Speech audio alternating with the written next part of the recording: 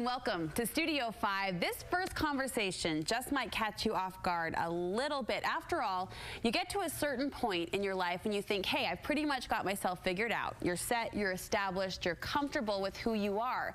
But too often life changes or situations pop up, and that can cause even the most confident woman to experience moments of self-doubt or moments of insecurity. The antidote comes in the form of a new definition, a way to rediscover real self-esteem. Studio 5 relationship coach Dr. Matt Townsend says real self-esteem is something that escapes a lot of us. We have kind of a warped definition of what that means to be confident. Well, yeah, we think it's just, I guess sometimes we think it's natural, inherent. We should just be born with it, some of us. Some of us have to find it, like with our bodies, like me, for example. Our abs, some use glasses, some use their intelligence, but we try to frame ourselves, we have to frame ourselves some way. So your self-esteem will be very much dependent upon the frame you use to create it.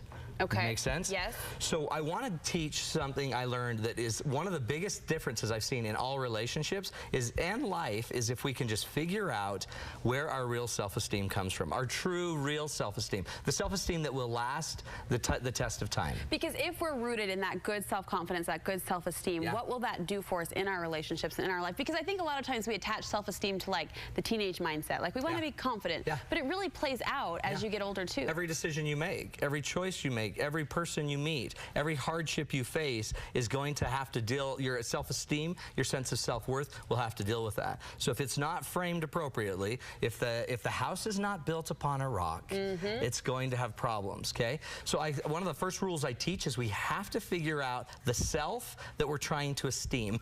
It's a weird little rule. That's kind of tricky. You have to identify the self that you are esteeming. And because we have multiple selves, okay? So you've heard me talk a million times about body, mind, and spirit. Right. A lot of us try to create our identity from our body. We try to build our body esteem. So everything, and it's not just about our body, but it's about everything physical in our world. For example, the body wants us, not the body itself, but if we frame our identity around our body, we want to look good. We want to dress appropriately. We want to have the right haircut. We want to have a car that makes our body sit appropriately and look good. It all goes around our physical state. Everything. Our house, our car, our family pictures, our Christmas activities, everything we do is about kind of this image, the body. The problem with the body is it can only bring you kind of adornment. All that we're trying to do with the body mindset, if you're trying to build your self-esteem there, it's about adornment, it's about enhancement, it's about things. And the sad problem about focusing your identity about things and even your body is your body's going to fail you. And when your body starts to fail you, your esteem kind of goes with it. Remember, whichever one of these bases, these foundations we're going to focus on is how you're going to pay. And think of how many women, Matt, on a daily basis say, oh, if I was just body confident, if I just had confidence to step out there in that swimsuit and own it. And you're pointing out that it has nothing to do with what we're really seeking in the end. Let's say you finally get it. That body confidence will change after one really bad weekend with a macaroni and cheese binge. Right. Right? So you're going to pay for it one way or another. Have you experienced that? Yesterday.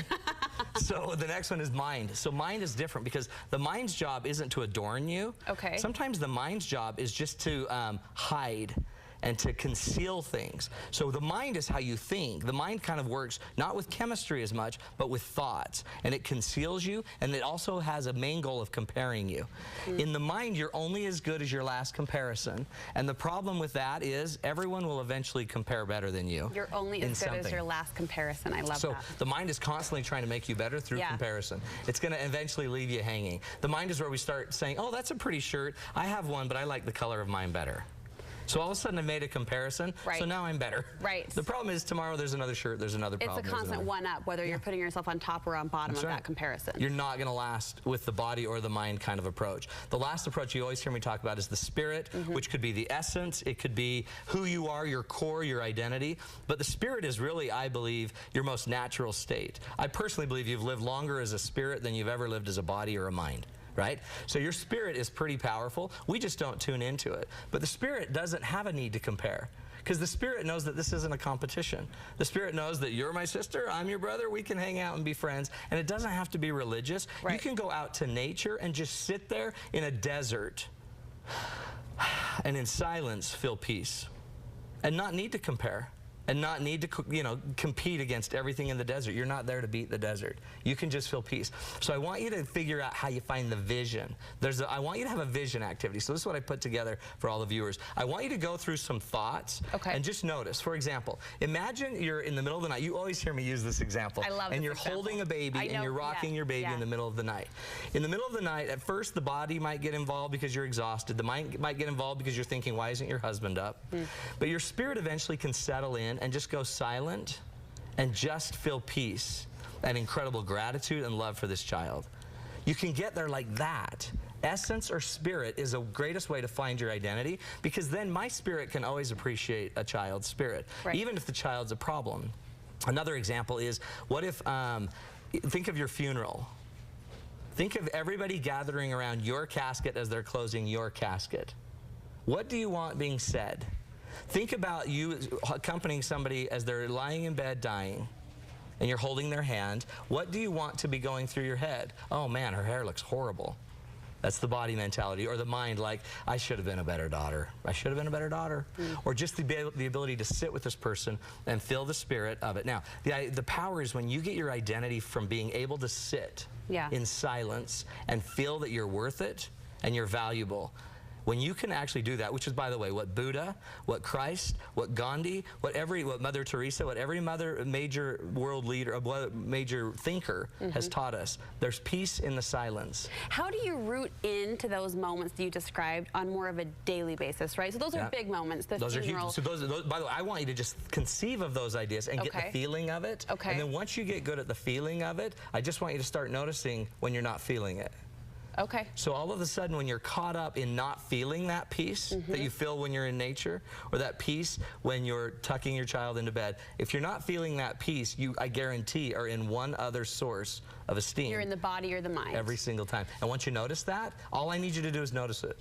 I don't need you to fix it. I just need you to notice it. Because if my belief is correct that your natural state is more spiritual, once you notice you're not feeling that peace, I think you'll naturally start going there. You'll crave it because that's more innately in tune with who we are. And eventually, you're not going to be able to control the world. You're not going to be able to control your body. You're not going to be able to control everything in life. But you'll always be able to go to that peaceful moment. We often throw around the term self-worth when we talk about confidence. You don't believe in the idea of self-worth increasing or decreasing. No, your worth doesn't change. And I think if you're in your spirit or your essence, you know that. Your worth doesn't change. So if your God, your deity came down and sat right next to you, you're going to be just as valuable whether you have a PhD or whether a talk show host or nothing.